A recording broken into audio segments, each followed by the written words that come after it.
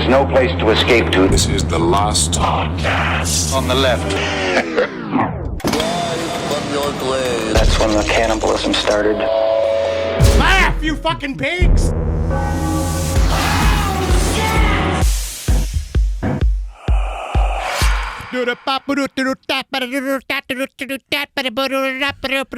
Molasses report. Breaking molasses news. Wow, you better be ready for the most molasses you've ever heard about or consumed in your entire young lives. Most of you have never even seen a jar of molasses. Yeah, I know what you're thinking. What is molasses? I thought for a second there you were singing the Mortal Kombat theme song. Molasses! Welcome to the last podcast on the left, ladies and gentlemen. My name is Marcus Parks. I'm here with the thick with molasses, Henry Zabrowski. I view myself as the Raiden of molasses combat. Yeah. I'm just missing my Chinese hat. That's all I gotta do. Zap, zap. You just got molasses. I'm Asian. I'm electric. I'm covered in molasses. And also, of course, the, I would say, pre-sticky Ed Larson. Yes, I am covered in goo in the future. Yes. And you know what I want to do when I thought of this? I want to change Jackie Onassis' name to Jackie Molasses because she was a little quicker. She would have got them brains back in that head. Yeah, she was a bit slow.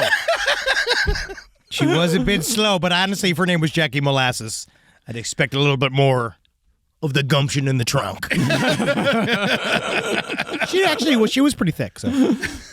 Well, the reason why we're talking about molasses is because today we are going to be covering the Great Molasses Flood of 1919. This is one of those topics we have hovered around for a long time. It's unusual, it's interesting, but also features a lot of the history of molasses. Yeah.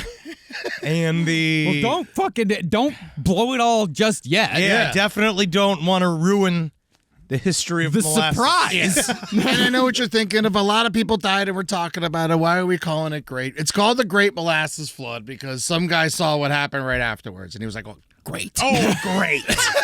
It's a molasses. Oh, it's a flood of molasses. Great. There goes my long weekend. Oh, good. Get the brooms. So the Great Molasses Flood was a horrific industrial accident that occurred in Boston in the year 1919.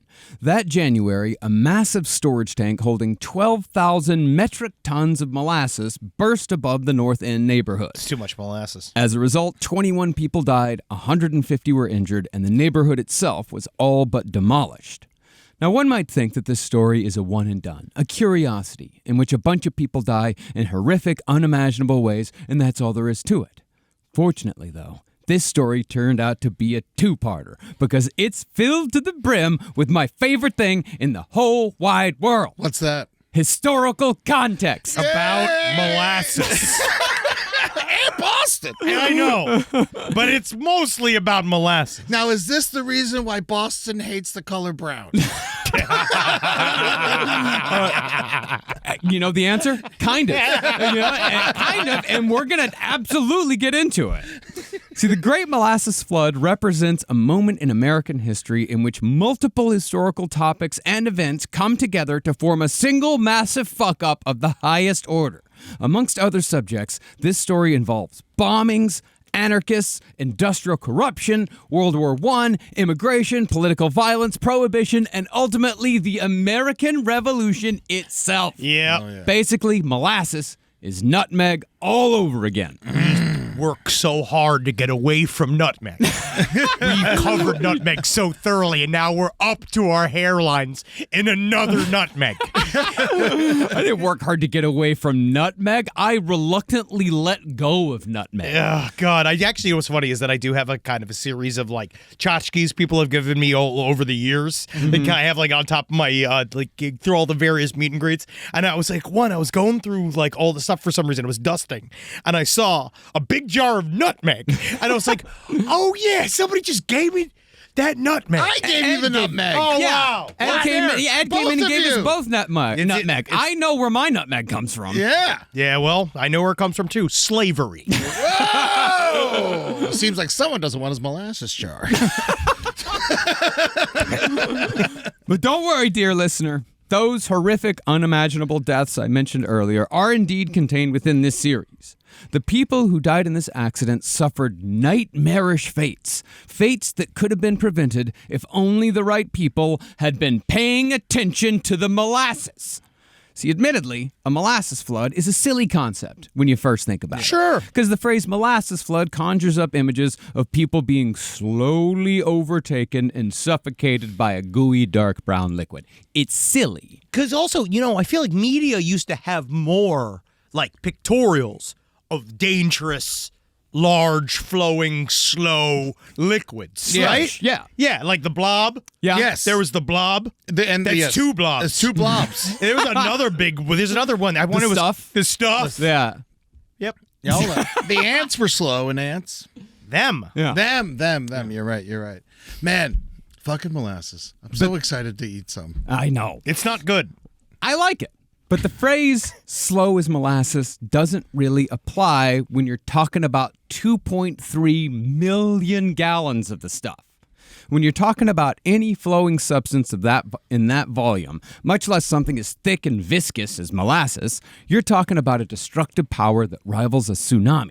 In some respects, a molasses flood is actually worse because one can't really swim through molasses. And that challenge went double for the victims of the molasses flood because the force of the molasses impact was strong enough to shatter bone. Whoa, so they didn't all just turn into like Jurassic Park mosquitoes.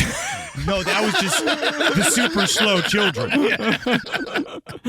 But before we get into the story of the molasses flood and ultimately the surprisingly fascinating history of molasses itself, let's acknowledge our source for today, the one that brought all this historical context together. That source is Dark Tide by Stephen Paleo. Now, if you thought that Marcus has been driven into a molasses fever, Stefan Puleo is fucking patient zero of molasses fever. Yeah, he's got fever.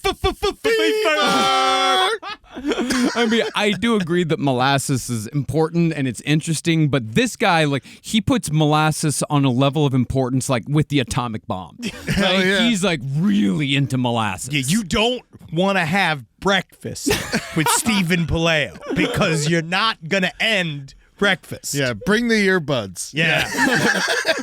And the information contained within this book is fantastic, but the book itself probably could have used a stronger editor if we're being honest, because it does tend to lose itself in its own context at times, which I get. This is exciting stuff. But even so, the book is still a fascinating and compelling read for anyone who enjoys the genre of nonfiction in which an author takes a seemingly inconsequential object and makes the argument that said object is extraordinarily important to world history. It's been done countless times, like at rope, cod, salt, all I kinds agree of with shit. all three of those things, though. Yeah. They're very important. Yeah, And rope's it's fast- great for ending your life. Cod's a really good flaky whitefish. And I love salt, as you can see. Yeah. Soap's big, too. Yep. Yeah. It's all massive. Yeah. You can actually take any object and be like, well, it's very important, but it's all intertwined, but it is an entire genre of nonfiction. It's very cool. I like it. I can't wait to the Gen Alphas write their books about how Pokemon led to 9/11 or something. Like that's where we're going to find out. I thought that was Pearl Harbor. Yep. Now, when most of us think about molasses today, I was General Pokemon. Now, when most of us think about molasses today, if we even think about molasses at all, the substance conjures up the image of a subpar breakfast condiment that kind of goes with biscuits and not much else. Shoofly pie. Sure. What is shoofly pie? It's extremely sweet, treacly pie made by the Amish. Oh, and they call it shoofly because you have to shoo the flies away from Yes, because it's so sweet. Yeah.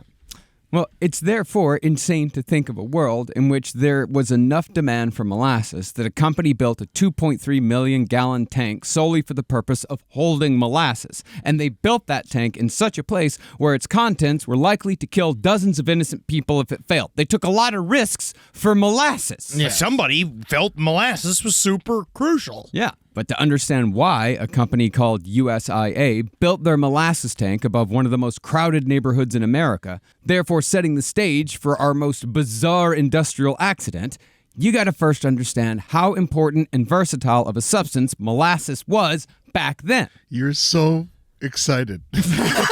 It's the I love this shit. It's so much truly like this was like the light up in Marcus's face yesterday when I came and we were talking about the episode. I was like, there's quite a bit of historical context about molasses, and Marcus is like, yeah, I know, and I was like, it just seems to me like that's fine with me. I love it. We're turning into a jelly-based podcast. I mean, it's much better than raping girls in a trailer. So I'm like, let's do it. Hey, some of us got different tastes.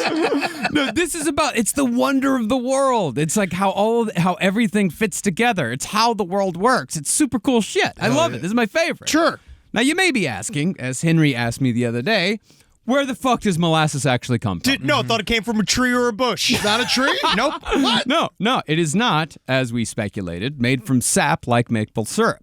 Instead, molasses is the byproduct of sugar manufacturing. Yay, industrial byproducts, yay! See, when sugar cane is crushed and boiled to extract sugar, the remaining syrup after the sugar is crystallized, that's called first molasses. Okay. This is the sweetest variety. This is your grandma's original gold standard molasses. Unpasteurized. Yeah, it's the straight shit. But the sugar is not done after the first molasses. It's boiled a second time, which creates what? Second molasses. I can't believe I didn't guess. Yep, I did. My second guess, Molasses Jr.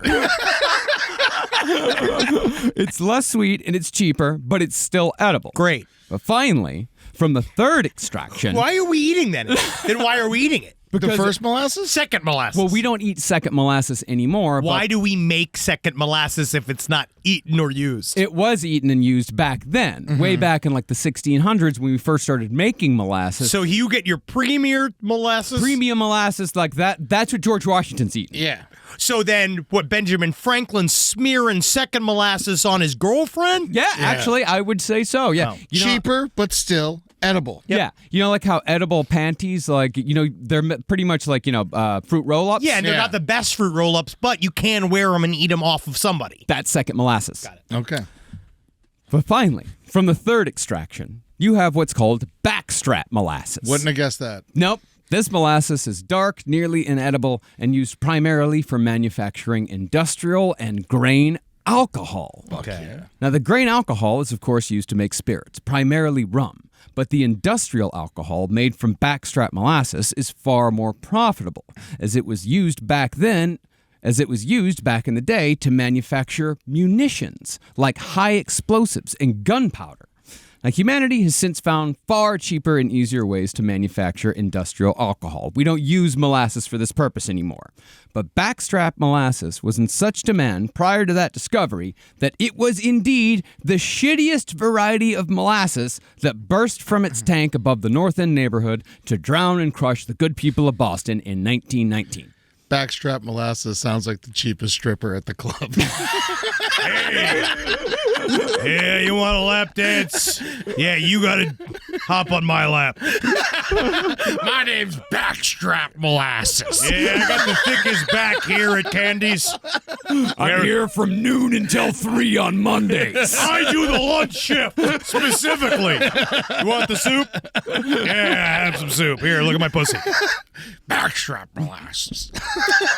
No, that's what, man, that was for me like one of the, like just a horrible thing about this whole accident is that it wasn't even the good molasses that's drowned the people. It was the shittiest molasses. I'd actually be super mad if they wasted all the good molasses on drowning all these people. I'm glad that that molasses was out to kill. Weapons grade molasses. This is what we're talking about here. This is what we've reached. This is Killer Condiments, last podcast on the left.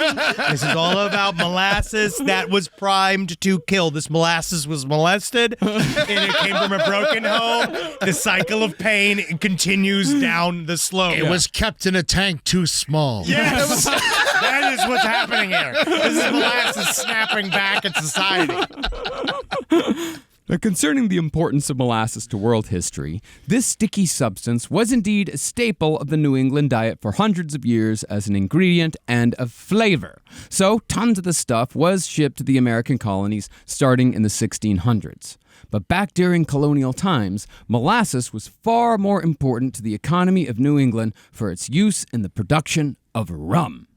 Now, our historians out there might know where I'm going with this, but rum was a massive cog in the machine that built the American slave trade. The trade cycle that went on here was that molasses was imported to New England from the West Indies. That's the Caribbean islands. We talked about the East Indies there. That was when we talked, that was Wake, Indonesia, all that. We're talking about the West Indies here. This is the Caribbean. Once the molasses was in New England, it was used to make rum. That rum would then be loaded into ships bound for Africa. The rum would then be traded to the Africans for the enslaved members of other tribes, and those slaves would then be taken and sold to plantation owners back in the Caribbean, so they could produce what else but more molasses. It almost seems like there's no point. I know. It's a self. It is literally. They've created their own supply and demand system. Yeah, no. This cycle came to be known as the Triangle of Trade, and it functioned as the backbone of New England's economy prior to the American Revolution. Now, the rum slave pipeline was so successful that it produced an excess of enslaved Africans, far more than any number of plantation or farms in the West Indies or New England could use combined. But, as we'll see again and again in this story, the molasses money was too fucking good to pump the brakes. To keep the profits ever rising, slavers greatly expanded the slave trade to the southern colonies to support the South's burgeoning plantation system, which basically created a whole new economy. As such, one could make the argument that without molasses, the southern colonies might have never gotten as hooked on slavery as they ended up getting. And if America never has slavery in the South on such a scale that people were willing to kill their fellow countrymen to preserve it, then the world looks like a very different place indeed. I'm not eating any more molasses. Yeah, fuck molasses. And we killed Lincoln. Holy shit, molasses killed Abraham Lincoln. Whoa. It's all fucking coming together. Thank God the grit economy never took off. Could you imagine if grits became the number one? God, the only thing slower than molasses. Oh, God. A low country breakfast? Are these 20-minute grits or 40-minute grits? And again, thank you to the person in Atlanta who cosplayed as Abraham Lincoln at our show. Oh, my God. Fantastic. She was wonderful, and she came to the Dad's Garage shows painted completely green. As an alien for Henry. She did a great job. Incredible. Yeah, please come dressed up to our shows. We love it. Now, molasses had become an indispensable part of the American colonial economy by the mid-18th century. You still with me, Henry, after that sentence? I love this.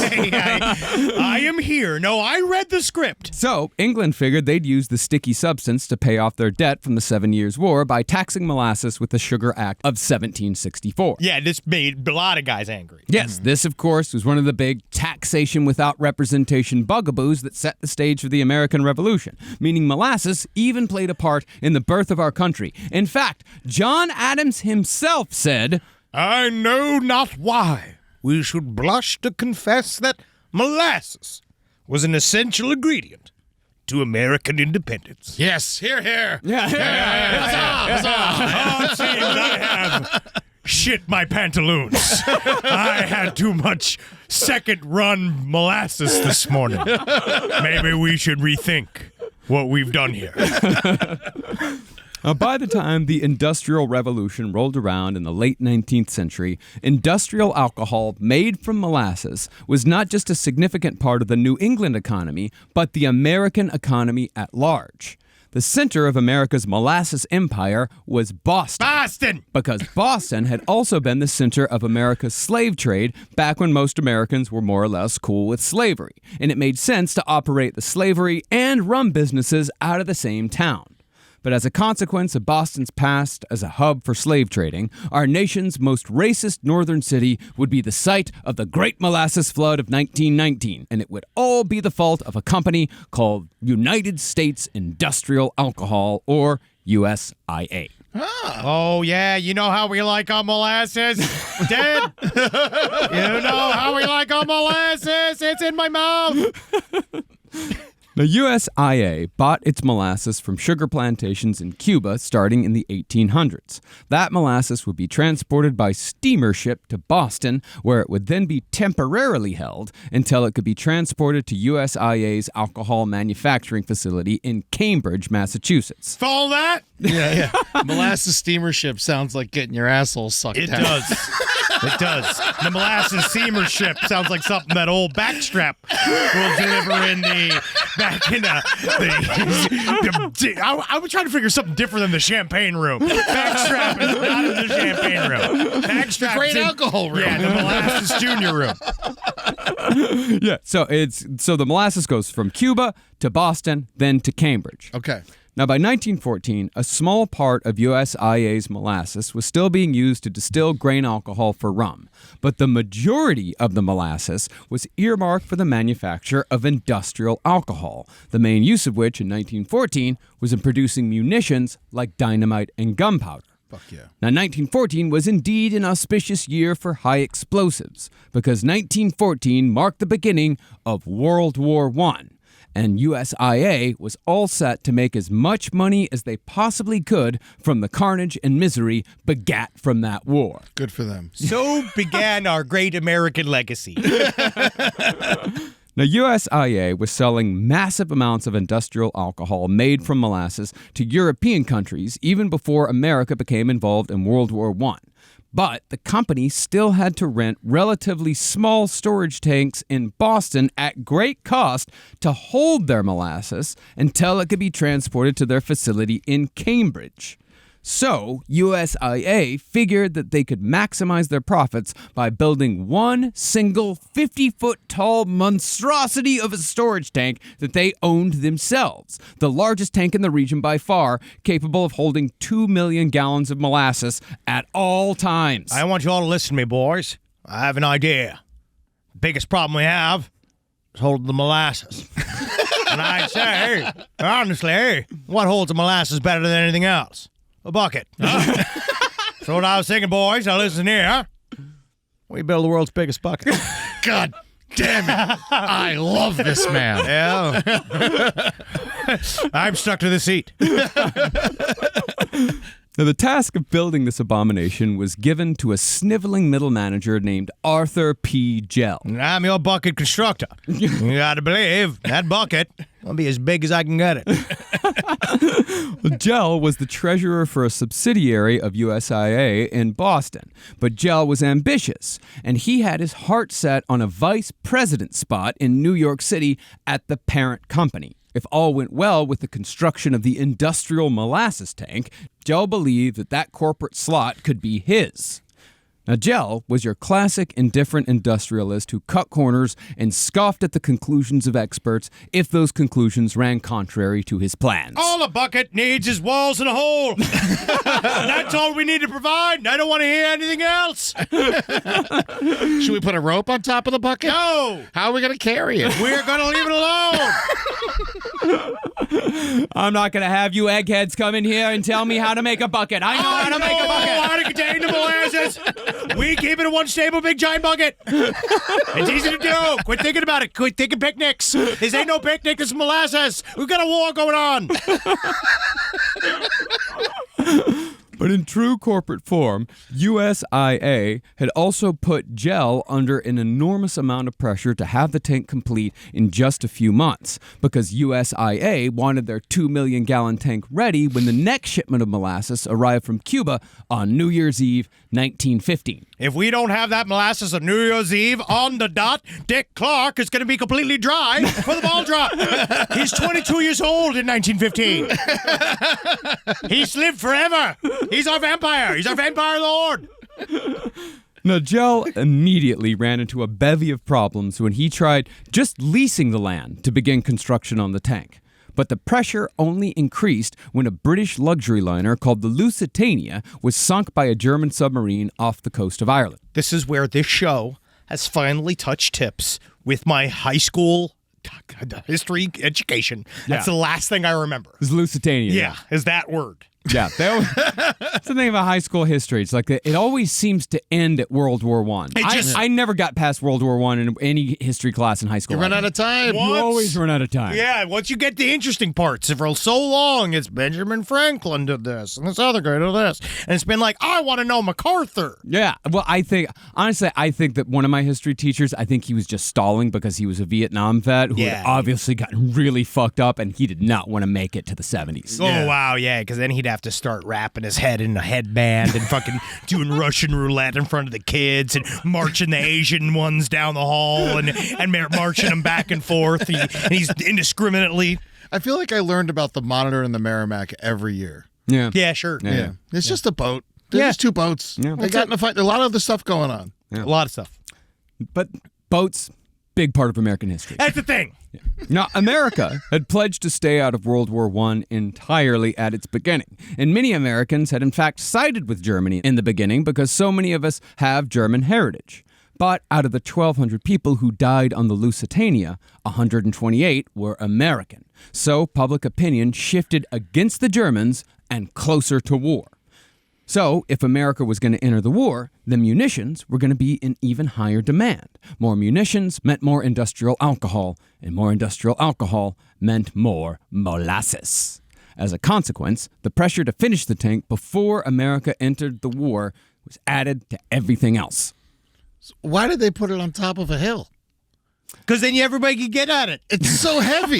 You got to bring it up the hill. I think that... Just leave it at the bottom of the hill. I think it's something about pouring the molasses out of it. Actually, can I ask Mr. Gell? I'm sick and tired of your. I am sick and tired of your little Yankee excuses. But it's just, you don't understand. The molasses is so heavy. We don't need to take it up the hill. I mean, the horses are tired. I think I need someone on bucket duty.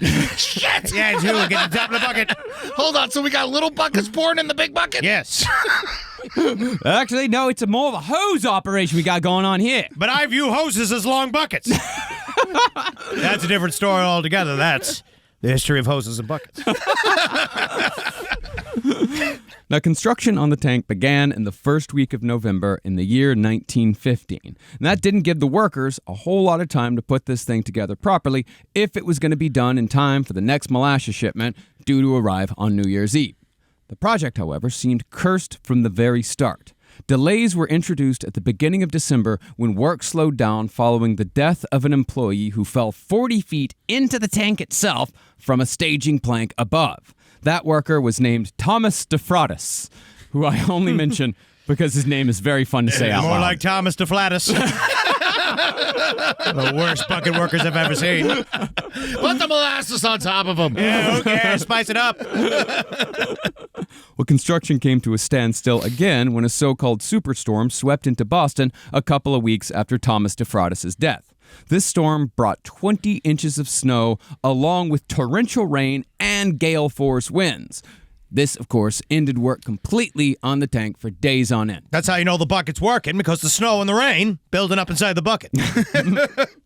Now, because the problems kept coming, the man in charge of building the tank, the aforementioned Arthur P. Gell, he began cutting corners in the most negligent and arrogant ways possible. Instead of testing the tank for leaks by filling it with water, as was required by contract, an expensive process that would have taken days if not weeks, Gell ran a far cheaper and far faster test by ordering his men to run just 6 inches of water into the 50-foot tank. Now, Terrence, I want you to I want you to climb down into the bucket, and I want you to just splash the water around a little bit and see if it does anything to it. You're having too much fun there, Mortimer. I'm going to have to kill your family. Yeah, thank you. Very good.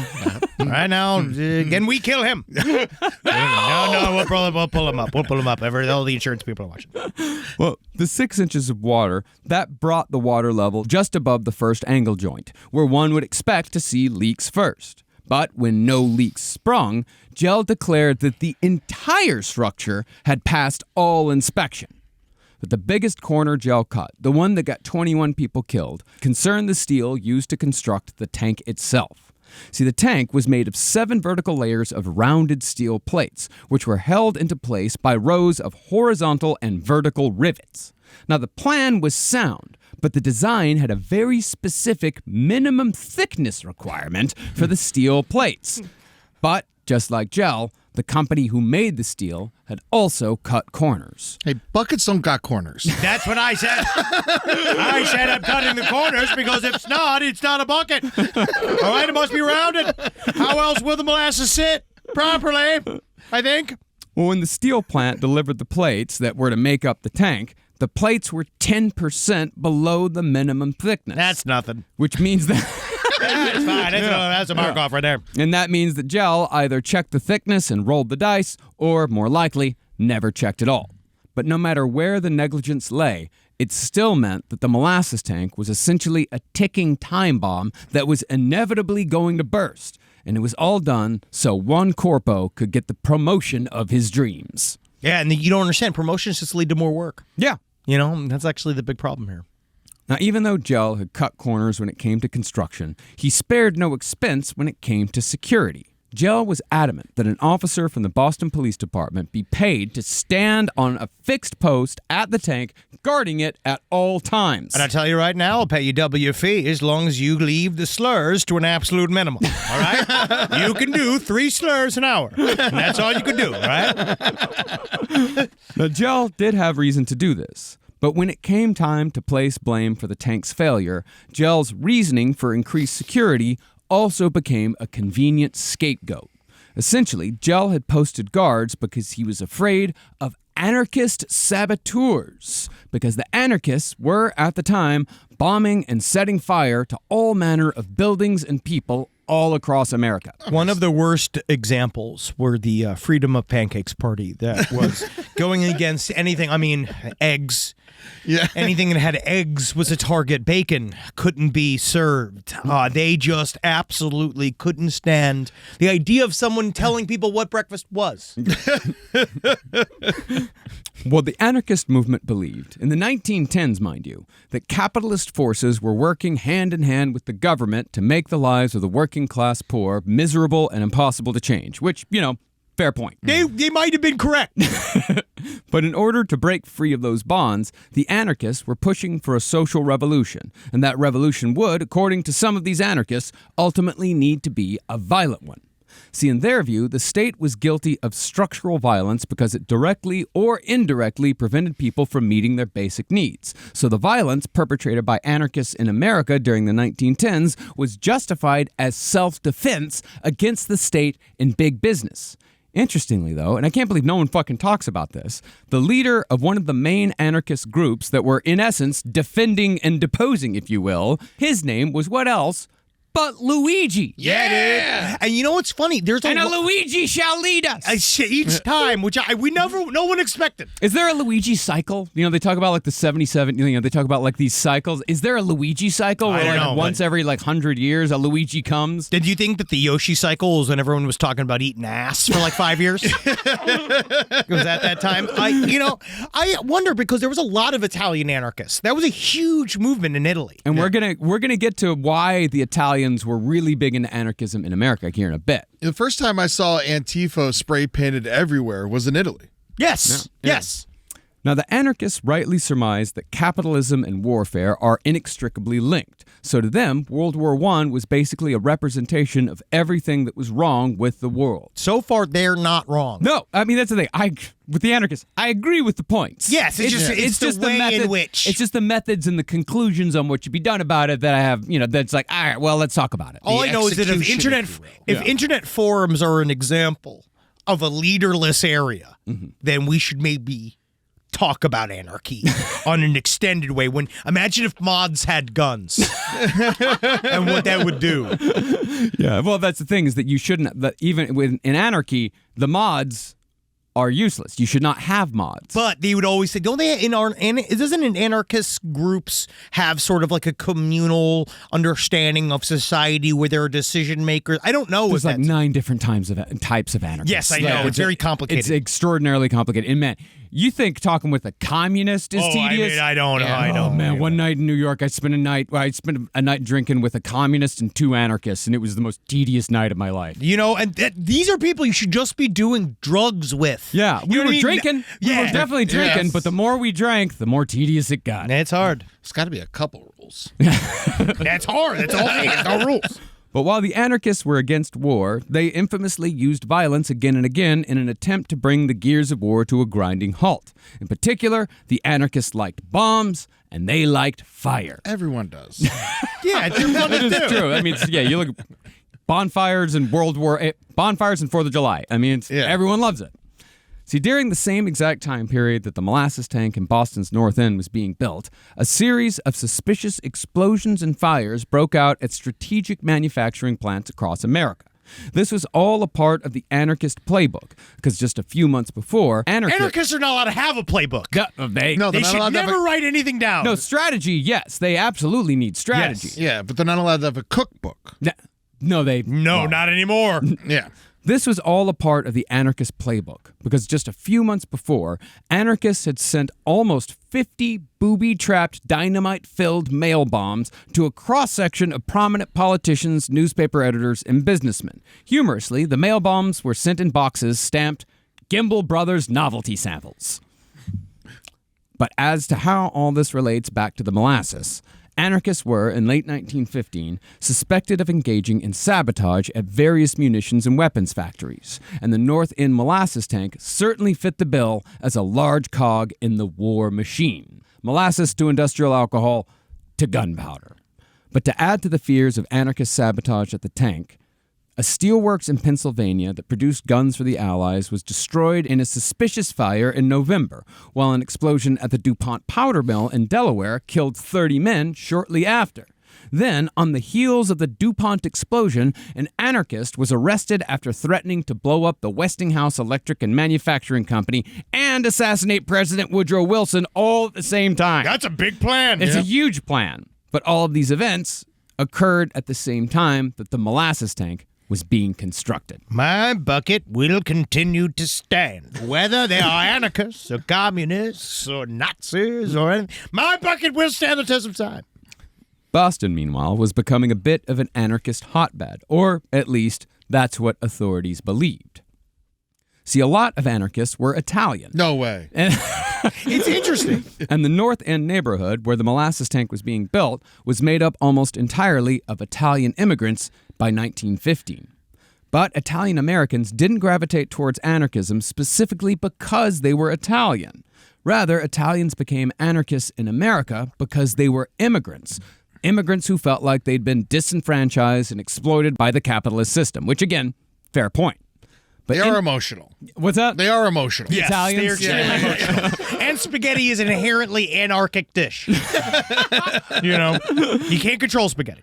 But in addition to their exploitation, Italians were also the most vilified group of immigrants in America in the early 20th century. They were viewed by many other Americans as lazy, violent freeloaders who refused to learn English. As a result, Italians were the second most lynched population in America at the time. Now, the treatment that Italians received angered quite a few of them, and some turned to anarchism for answers. But most Italian immigrants, especially those in Boston's North End, they stayed out of politics completely. Those that stayed out of it were merely trying to forge a better life here in America, just like the vast majority of immigrants to America from every country ever. But since the North End was made up of disengaged immigrants who didn't vote and therefore had no voice in municipal matters, there wasn't much, if any, pushback from the neighborhood when Arthur P. Gell and USIA came in with their imposing plans for a 50-foot-tall molasses tank. And the only thing you'll ever smell ever again is molasses. And that will be the smell of Boston. And now that'll be the only thing that Boston's ever known for ever again. The capital of molasses. I mean, Boston baked beans, what do you think the main ingredient is? Beans. Molasses. Whoa. First it's beans. Where did the beans come from? Mexico. See, contrary to what you might think, the molasses flood was not an accident that occurred in some isolated industrial zone. It wasn't just workers that died here.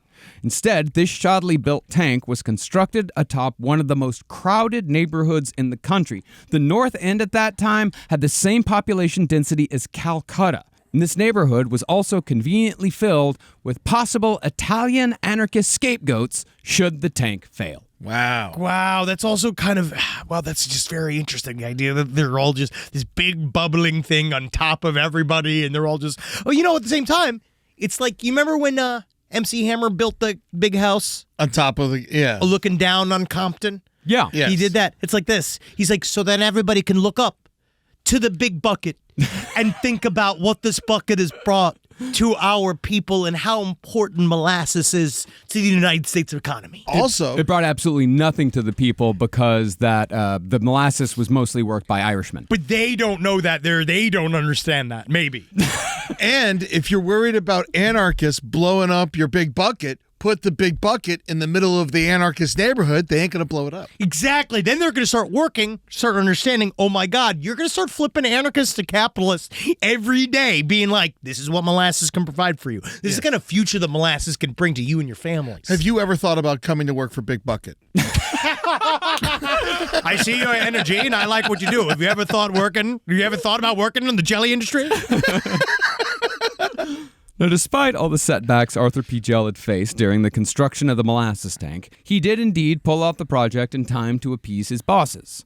When the steamer owned by the Cuba Distilling Company arrived full of molasses just before New Year's Eve in 1915, one day early, the newly constructed tank in the North End neighborhood easily took 13 feet of molasses without incident. Oh, yeah, she did. Backstrap can take 13, 19, 24, whatever. The worst. Honestly, one of the hardest afternoons I had is the one time I took 36 feet. I was walking crooked for a couple of days after that one. I tell you, I put the ass in molasses. You want some jerky? I have it here under my breasts. It's nice and warm. Reconstituted. I really want someone to do some fan art of backstrap molasses. I want to see backstrap. I want to see backstrap molasses in full. Like I want to see that realized. Since the North End tank did not immediately explode upon its inaugural pouring, USIA declared it a success. This gave the company license to increase its production of industrial alcohol, thereby keeping up with the incredible munitions demands of World War I. Now, to give you an idea of how much money was on the table here, industrial alcohol made from molasses was, as I said, a key ingredient in the production of gunpowder.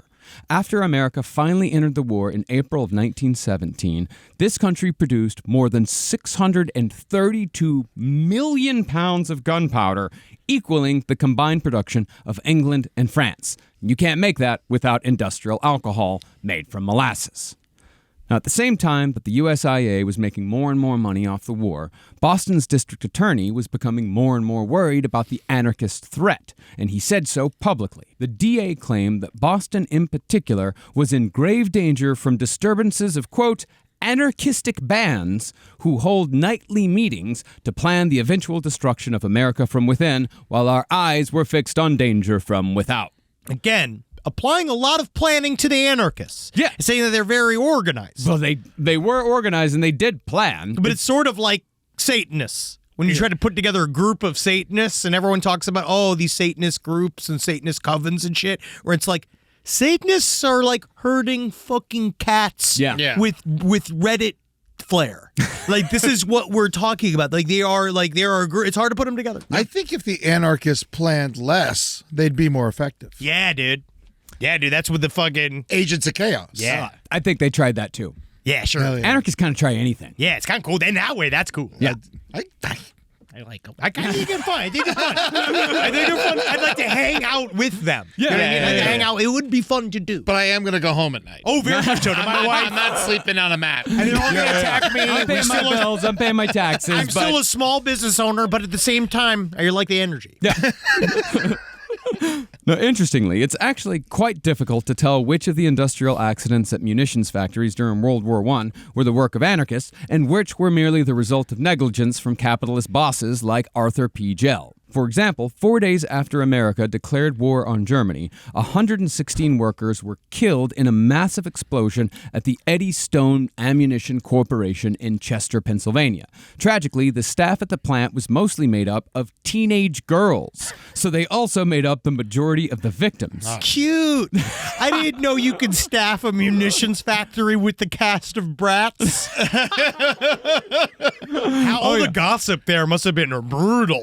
Oh, yeah. Back then, the munitions factories were staffed by all manner of children. Yeah. Back when kids had spines. Yes, they need the little fingers to get in the bullet case. Now they're I allergic remember. to gluten and shit. Back in the day, kids were building guns. Kids were awesome.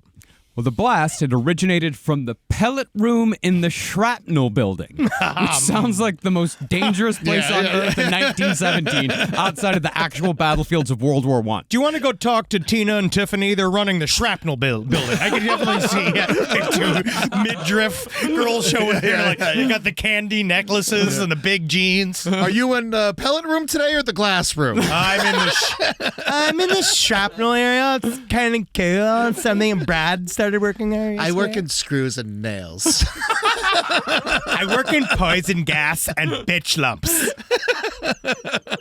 Bitch lumps is a whole new thing.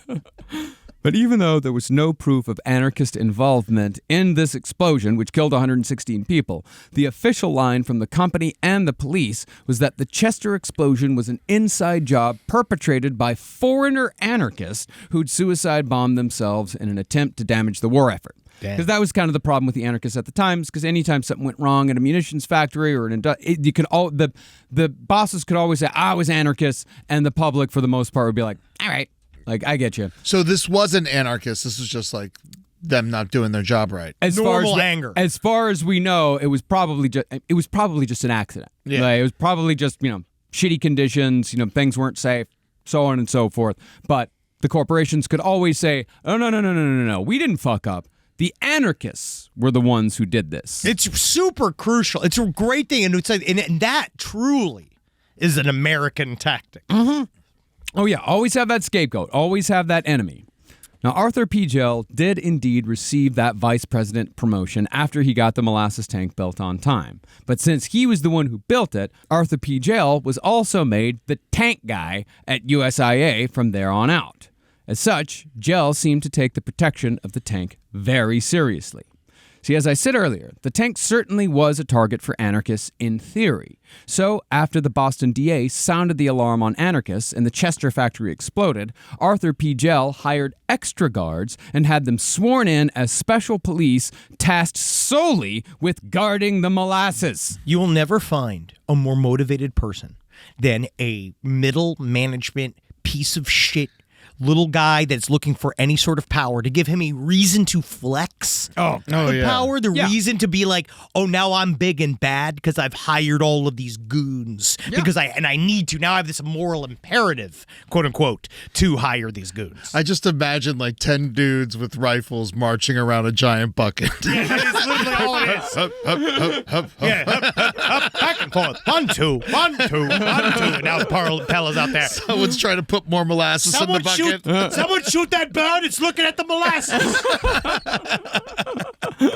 But while Gell was getting so worked up about anarchists, he wasn't paying the least bit of attention to the USIA employees who were stressing day after day that something was very wrong with the North End tank structurally. In other words, Arthur P. Gell was very good at appearing as if he gave a shit about the safety of the tank when it came to security, but if the safety of the tank involved anything that might disrupt production, he didn't want to hear about it. See, just after Gell hired his extra molasses guards, the tank supervisor's assistant, a guy named Isaac Gonzalez, he gave Gell some distressing news. While the tank had been doing fine on paper in the 2 years since it had been built, it had, in reality, leaked molasses from every seam every day from the very beginning. And that's bad. That's not good. It seems like that's good. You scoop up that leaky molasses and you put it back on the top. Put it on top of the bucket. Do I have to tell everybody how to do that job here? Use other buckets and put the buckets of molasses back into the bigger bucket. You, give me that gum. Put it in the seam. The leaks were in fact so consistent that neighborhood children gathered around the base of the very dangerous tank every day to collect molasses in pails and old cans so they could take it home, even though it was the shittiest molasses. You shoot that street urchin in the head. You shoot that street urchin in the head. They're not allowed to eat our industrial weapons grade molasses. Yeah, your molasses sucks, asshole. Shoot him down. Shoot him in the dick. Yeah, fuck you. Shoot him in the head. Shoot him in the belly. Yeah, I'll see you in hell. But some of the kids, they just bring sticks to the tank. They would no, they dip their sticks into the puddles of molasses that gathered on the ground around the tank, and once dipped, the children would slurp the sticky, bittersweet syrup straight from the source. I better not eat all this syrup at once. I gotta take it back to my wife and kids. I bet every one of them lived to 100. Oh, yeah. These are the ones that are like, they always, what's his name? The old guy that used to go talk to the old people. What's his name? Oh, Jonathan George Burns. The guy from they used to do 100 when you got to be 100 years old. George Willard? George Willard is just showing up. Willard talking Scott. They're always these other people. They're like, yeah, I was there for the Great Molasses Flood in 1919. I watched it from my apartment. Every day I have a glass of whiskey, one cigar. Like, it's my favorite type of old person. I spent mornings as a child just sitting in a molasses puddle, just eating bucket after bucket of molasses, bucket, watching my mother. Into my mouth. My mother, she washed rags for the gun makers. I love them. No, by 1918, the leaks were only getting worse. Because after production of industrial alcohol reached peak wartime levels that year, the tank reached its 2 million gallon limit 7 times. And the tank would vibrate and groan every time a new shipment of molasses was pumped in from the Cuban steamers. No, that's the tank breathing. That's the tank settling. Now, the leaks and vibrations and groans, they terrified the aforementioned tank supervisor's assistant, Isaac Gonzalez. Gonzalez, in fact, became so worried about the tank's safety that after work, he would return to the site at all hours of the night just to ensure that the whole thing hadn't exploded while he was gone. The man couldn't sleep. Please. Hold, dear tank. Every night, just coming, putting his hands against the tank, just being like, staring at him like with a sheer force of will. please do not let this sweet death come upon the wonderful city of Boston. But in the end, all Gonzalez could personally do was spread sand around the base of the tank to keep the molasses from flowing too far into the neighborhood. Or he'd be sent out to chase off the kids when too many began gathering around the molasses puddles. This just reminds me of whoever was Gerard Depardieu's assistant for so long. You know what I mean? Just like every day, waking up every day being like, I pray to God Gerard hasn't pissed in another airplane. I pray to God. Tell me, Mr. Depardieu, tell me you didn't attack another actress, did you? You know, filled with molasses. Now, with all his other duties, Gonzalez said that it was becoming impossible for him to take care of the increasing amounts of leaking molasses. So he went above his boss's head, straight to Arthur P. Gell to air his concerns. Predictably, though, even when Gonzalez brought flakes of rusty steel to Arthur P. Gell from inside the tank, proof that the structure was weakening, he threw the pieces of steel at him. Yeah. Gell, He's just sitting there going like, you know, smoking his long cigar. Yeah. No, Gell waved off his concerns. Gell told Gonzalez that some leaking was normal for any tank of that size. Everything leaks. You should follow me around for a day. You're worried about how that tank's leaking? You should see how I'm leaking. All right? You should worry about your own leaking.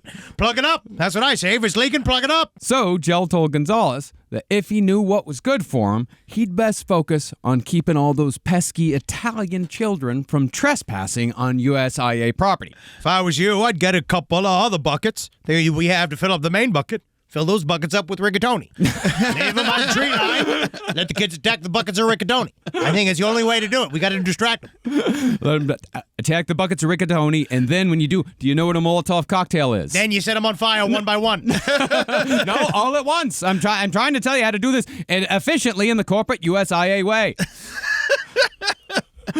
Now, Gonzalez was not the only person who noticed that something was wrong with the tank. Everyone did. It moaned. The tank was screaming. I'm gonna die soon. During the summer of 1918, a fellow worker said that it sounded as if the molasses was bubbling or boiling from the heat. And another worker said that he liked leaning against the tank because the vibrations caused by the movement of the molasses were strong enough to ease his back pain. It was his fucking massage chair. Yeah, my wife likes it too. Fabia, she rubs her clitoris against it. We're all loving the new tank, Mr. Gell. Everybody's coming by rubbing their butt on the vibrating tank. Nothing's wrong with it. Each one of these soldiers have come 3 times today. Gel, meanwhile, again made a predictable, if pointedly aggressive move. Instead of addressing Isaac Gonzalez's concerns about the leaks, Gel brought in a crew to repaint the tank a rusty brown color so as to make the tank itself indistinguishable from the molasses seeping from its seams. I mean, that does work. It's an amazing. That's called the landlord move. I don't know if anybody's had mold in their apartment in New York City. Oh, yeah. They just paint over that shit. I remember one time our fucking fridge at Hooters was all fucked up, and then we didn't have the money to replace it, so I just got a bunch of metallic paint and painted the fridge metallic, and they're like, it looks great. It's fucking crazy. That's where Inspection passed. That's where food was. This is also. You're like. You got a problem with streaks brown? You paint the whole damn thing brown. That's how you hide it right there. Look at it. It's all molasses then. Now, this targeted fuck you, this was the last straw for Gonzalez, because he obviously knew this was pointed straight at him. Yeah, so I'm going to go volunteer for World War I. That's exactly what he did. He's like, I would rather die in the fields of Flanders than work for USIA for another fucking second. I saw too many guys lose their noses and eyes for me to not say, I got to be in there. Yeah. And what Gonzalez didn't know was that by the time he returned to Boston in March of 1919, his worst fears about the tank would indeed have come true. Now, the molasses tank surprisingly made it through the war, but just as World War I was winding down, the Spanish flu began ripping its way through the North End. In Boston, so many people died of the flu that circus tents were used to cover the stacks of unburied coffins left in the local cemeteries because gravediggers had become scarce. And because circuses are fun. Yeah. And you get distracted by how fun all the corpses must be having inside the circus, and they're not worried about burying them. You heard of a flea circus? There's a flu circus. Yeah, it's fun to do, right? It's a funny little joke. Well, USIA and Arthur P. Gell, they couldn't have cared less about the people who were dying in the pandemic. They were far more concerned that the deaths of their workers were disrupting their production schedules at the same time that production demands were dropping due to the end of the war. So the pressure on USIA is increasing. Now, the extra pressure being put on the tank for all those years as a result of munitions production, that would have probably subsided after the war, thereby saving dozens of lives and Boston's West End by dumb luck. But that wasn't how USIA wanted to play it. See, like any big corporation, USIA was desperate to keep its profits ever climbing at all times, no matter what. So the company's executives believed that their operation could switch back to producing grain alcohol for rum to keep the bottom line rising. But there was another major shift in American history that would contribute directly to a sudden and massive increase in the tank's capacity, and therefore the tank's destruction. That shift, ironically, was prohibition. Oh, Wow, that makes this is- so much sense. It's so funny how, like, it is just the truth. I know that we were making fun of you, but it is wild that all of this, One thing to the next, to the next, to the next. You can't explain what happened here without going all the way back to fucking 1600. Yes, Like, none of that amazing. makes Right. sense. Well, I didn't realize that until I was trying to tell Eddie about it on the other day, and he just kept asking questions. Oh no, it's the this is the issue. Because you could just say a man built a bucket that failed. Yeah. You know what I mean? Like, you can just say that, but it doesn't really make sense. Now, the temperance movement had been trying to ban alcohol in America since 1893, but this movement finally found its footing during World War I.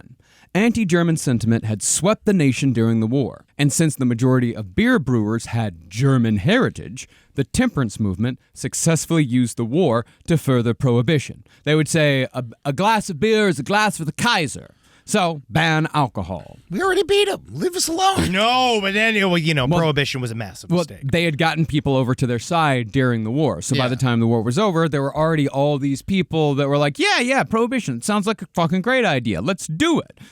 Now, Arthur P. Gell and the USIA, they knew that if the 18th Amendment banning alcohol was ratified, they'd have a 1-year grace period until the law finally came into effect in early 1920.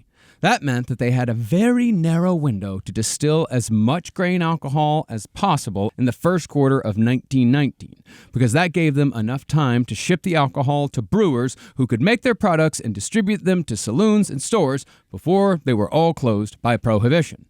Now, serendipitously, there was indeed a huge shipment of molasses expected to arrive from Cuba in mid-January 1919. So the USIA gave orders to fill the north end molasses tank to absolute capacity in order to keep profits going for as long as possible. That shipment of molasses, of course, would be the one that would brutally kill 21 people in a crushing wave of sweet, sticky, viscous liquid. And that is where we'll pick back up next week for the disaster itself. And I promise you, when we come back next week, these people are going to drown. They're going to drown thickly. They're going to drown badly. And we're going to tell you all about it. It's more the crushing than the drowning. Crushing and drowning. And I would say more suffocation than drowning. I think drowning's just a more aquatic version of suffocating. It is. It is. Yes. It is. But it's more suffocating is more when your mouth is covered and you can't. Aquaman drowns. Yeah. Drowning Black is more. Widow suffocates. Drowning is when your lungs fill with water. Suffocation is just when it's covered. So I think suffocation would be more appropriate. Unfortunately, the bucket will die in the beginning of next episode. So just know that. First death is the giant bucket. Yeah, the bucket is, yeah. That's number one. Well, I mean, technically the first death is Thomas DeFraudis. Honestly, no one's blaming the molasses. So Well, it's not the molasses' fault. Yeah, Do you blame the tiger? Do you blame the lion? Yes. sometimes. Okay, fine. Do you blame the alligator? Yeah. Do you blame the orca? Yeah. He's just like blaming things. He just likes blaming things. That's true. He does like assigning blame. All yeah. this talk about thicky brown liquid is really making me have to take an absolutely massive shit. Oh, nice. Well, patreon.com/last podcast on the left. You can go join our Patreon if you want to see the pained look on Henry's face right now as he keeps that turtle head in. I am my own giant Boston-based bucket. You can also I am watch. chock full to the brim with human-made molasses. You know, the more jokes you make, the longer this is going to take. I know. You can also watch Last Stream on the Left live if you are a Patreon member. That is every Tuesday at 6 p.m. PST.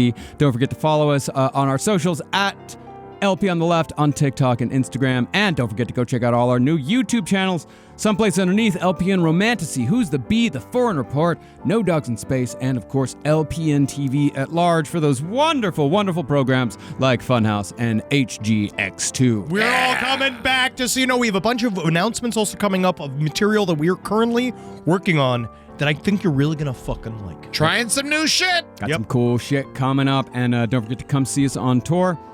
Can't wait to see y'all out there. Yeah, baby. Across America. We'll see you tonight at Wise Guys in Salt Lake City. Nope. Yeah. Nope. Well, that's if they, depends. next week. Depends on who they are. Yeah, it depends on Depends. But, we are coming to Charlotte, Durham, St. Paul, Milwaukee, Oakland, Cleveland, and Portland this year. So come see us on the road. You can get tickets at lastpodcastontheleft.com. Yeah, go to lastpodcastontheleft.com and follow the ticket link from there. I think we need to make a PSA. The people out there need to understand in America how to buy concert tickets. Yes. Don't just click on the first link that comes up because it's going to be the crazy expensive one. Go find the venue website. Go to the actual artist website first, and then follow that link from there and get reasonable prices for your tickets. Because we can't fight StubHub. I don't know what to do about that. Yeah, StubHub, event, all of them. Like, all the fucking middlemen. We can't fight it. We can only do what we can do, which is tell you, go to the website. And please come see us out on the road. Because we love doing it, but performing live. And we love it, absolutely. Hail, sweet Satan. I love you. No, and Hugin. Hail Backstrap Molasses. Yeah, love her. Love her. Hell, my big ass! I picked up another shift, Wednesdays, noon to 6. Hey, what if I just shit on you?